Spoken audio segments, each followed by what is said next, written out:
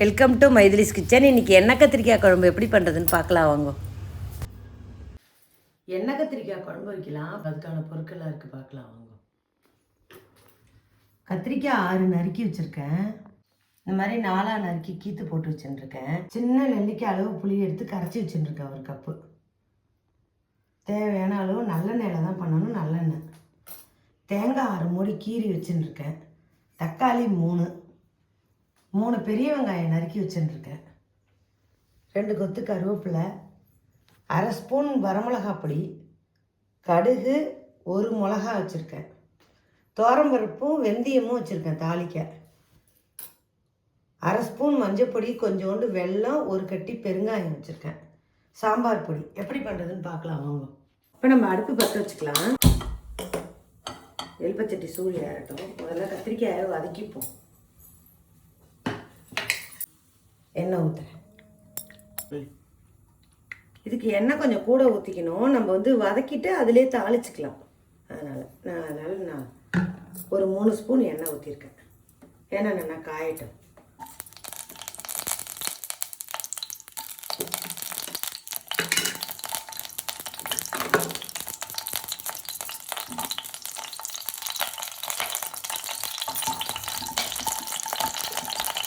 இது வெடிக்கும், நம்ம நல்லா வதக்கிக்கணும். அவ்வளோதான், நல்லா சுருள வதக்கிக்கணும். கொஞ்சமாக இதுக்கு நான் உப்பு போட்டுக்கிறேன் வதக்கிறதுக்கு. அப்புறம் நம்ம குழம்புல உப்பு போட்டுக்கலாம். வெடிக்கும், மூடி வச்சு தான் நம்ம வதக்கணும். நல்லா வதக்கணும். மூடி வைக்கிறேன். பாருங்க, இந்த மாதிரி நல்லா வதக்கிக்கணும். இன்னுமே நல்லா வதக்கணும். உப்பில் போட்டால் தான் நல்லா வதக்கணும். உப்பில் போட்டு வதக்கட்டும். வதக்கிறதுக்குள்ளே இப்போ நம்ம அரைக்கிறத பார்க்கலாம் வாங்க. தக்காளி 3 எடுத்து வச்சோம்னா அதை அரைச்சிக்கலாம். இந்த மாதிரி நைஸாக அரைச்சிக்கணும். தேங்காயை நம்ம அரைச்சிக்கலாம்.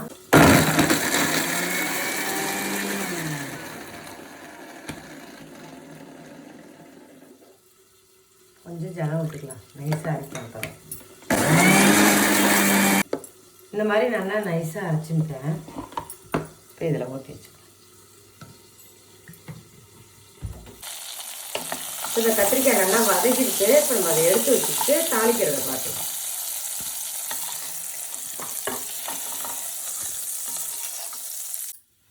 இப்போ எண்ணெய் ஊற்றுறேன் தாளிக்கிறது. அதே எலுப்பச்சட்டியிலே நம்ம பண்ணிக்கலாம். ஏன்னா நல்லா காயட்டும். துவரம்பருப்பு போட்டால் தான் வாசனையாக இருக்கும். நம்ம எல்லா குழம்புக்குமே துவரம்பருப்பு தான் போடணும். பெருங்காயம்,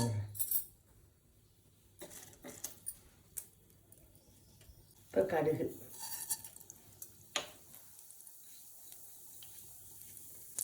ஒரு மிளகா போடுறேன். துவரம்பருப்பு வெந்தயமும் போடுறேன். எடுத்துக்கோங்கள, வெடிக்கட்டும். நல்லா வெடிக்கணும். வெங்காயம் போடுறேன். வெங்காயம் நல்லா வதக்கணும்.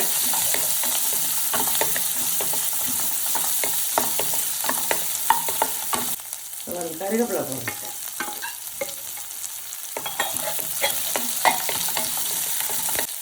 கத்திரிக்காயில் உப்பு போட்டிருக்கேன். நான் எல்லா குழம்புக்கும் சேர்த்தே உப்பு போட்டுட்டேன். வதக்கும்போது உப்பு போட்டுக்கிட்டேன். இப்போ வெங்காயம் வதக்கிறதுக்கு உப்பு நல்லா வதக்கிடுவேன்.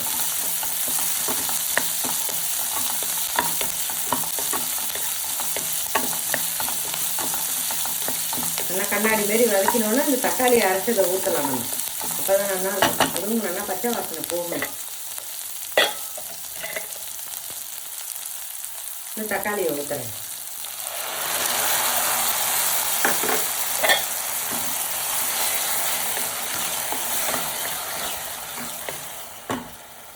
தேவையான அளவு மஞ்சள் பொடி.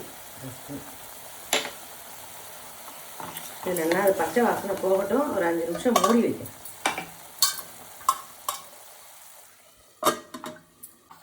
பாருங்க, இப்போ நல்லா வதங்கிடுது. பச்சை வாசனை நல்லா போயிடுது. ஒரு 5 நிமிஷம் நம்ம நல்லாவே வதக்கணும். 2 ஸ்பூன் சாம்பார் பொடி எடுத்து வச்சுருக்கேன், அதையும் இதிலே போட்டு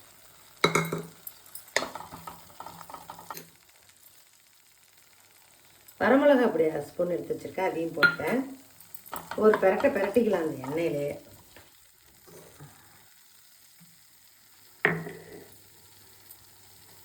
புளி தண்ணியை ஊற்றிடுறேன் பாருங்க. 1 கப்பு நெல்லிக்காய் அளவு புளி எடுத்து கரைச்சி வச்சுருக்கேன். சரி போகிறோம், ஏன்னா தக்காளி வேறு அரைச்சி போட்டிருக்குமா, புளிக்கும். அதனால தான் நான் வரமிளகா பொடி 1/2 ஸ்பூன் போட்டிருக்கேன். இப்போ அந்த கத்திரிக்காயையும் எடுத்து அதிலே போடணும். கத்திரிக்காய் வதக்கின கத்திரிக்காய் இதிலே போட்டோம். அந்த எண்ணெயோடையே போடலாம், எனக்கு குழம்பு தானே, அதனால் ஒன்றும் இல்லை. இப்போ ஒரு 5 நிமிஷம் கொதிக்கிட்டும், மூடி வைக்கணும். பாருங்க நல்லா கொதிச்சிருக்கு. நான் கொதிச்சு பச்சை வாசனை வந்து வெல்லம் போடுறேன் கொஞ்சோண்டு. நல்லா வெந்துட்டு பாருங்க.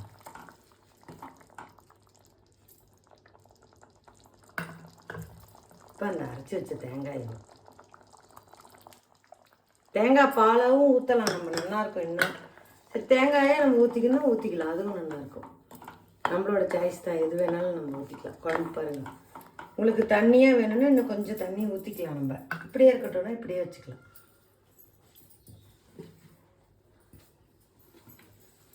நான் அந்த அரைச்ச மிக்ஸி அலுமின தண்ணி இருந்தது, அதை ஊற்றிக்கலாம். ஒரு கொதி வந்தால் போதும், ஆஃப் பண்ணிடலாம். குழம்பு ரெடி. எண்ணெய் கத்திரிக்காய் குழம்பு பாருங்கள், எல்லாரும் ட்ரை பண்ணுங்க.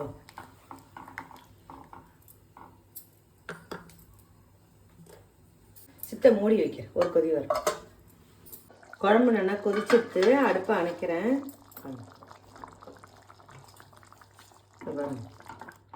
நல்லா கொதிச்சு நல்லா கத்திரிக்காயெல்லாம் வெந்துடுத்து, சூப்பராக ரெடி ஆகிடுது.